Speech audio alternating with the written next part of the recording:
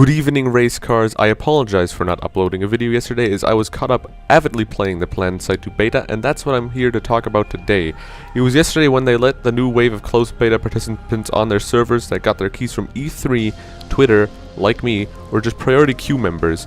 For those of you who don't know what Planetside2 is, let me try and explain it to you from the 100% legit source, Wikipedia. Planetside2 is an upcoming MMO video game published by Sony Online Entertainment.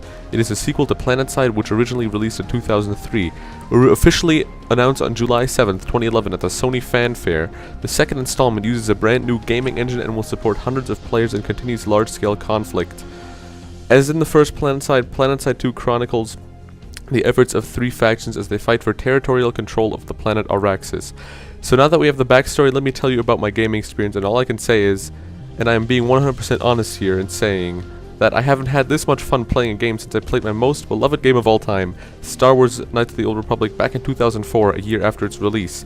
My first shock moment came just as my newly created Terran soldier, Trollsburg, spawned at the warp gate, and I saw at least 60 people standing inside one room. Now, I can't compare it to the original Planetside, as I have only played it about 2 or 3 times a couple of years ago, but it was an awesome sight to see nonetheless.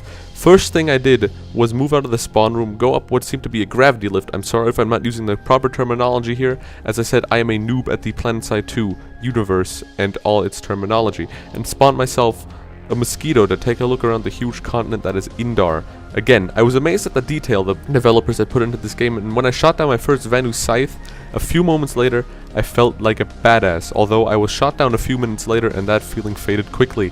It was just a surprise as to how smooth the flying controls were, because I had absolutely no trouble maneuvering and flying any machine during my playtime. A little backstory: when it comes to video games, I'm the single worst pilot in the world. I can't fly anything in Battlefield without crashing it. I can't crash and burn in fighter jet games like Hawks, for example. While playing, I had a continuous smile on my face, and I can vouch for that. It never faded. Again, taking Battlefield as an example, I always get frustrated when dying, and when I get revived when I don't want to be revived, which they also eliminated as well by bringing up a checkbox saying if you want to be revived or not, and you could say yes or no.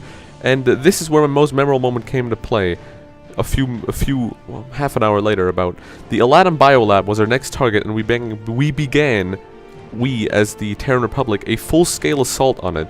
By full-scale I mean 3 Galaxy dropships landed on the landing pads, while at least 6 mosquitoes buzzed overhead, keeping away any conglomerate vanguards trying to destroy the galaxies being used as mobile spawn points. I think galaxies can carry about 12 people, so that's 36 people as a first wave assault, while mosquitoes kept away any attack trying to destroy it.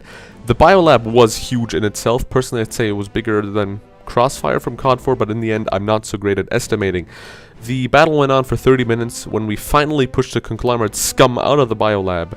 It was a glorious victory for the Terran Republic, and that basically went on for the next 3 or 4 hours, me and my squad mates hopping from huge battle to the next, me and an odd chance hopping into Mosquito or a Flash ATV to explore the beautiful content that is Indar, or to shoot down some Vanu or conglomerates.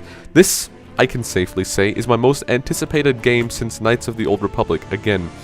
The game is smooth and balanced, considering a few bugs, glitches, and server DCs as it is still in beta, and the easy controls make it one of the most enjoyable games I've ever played.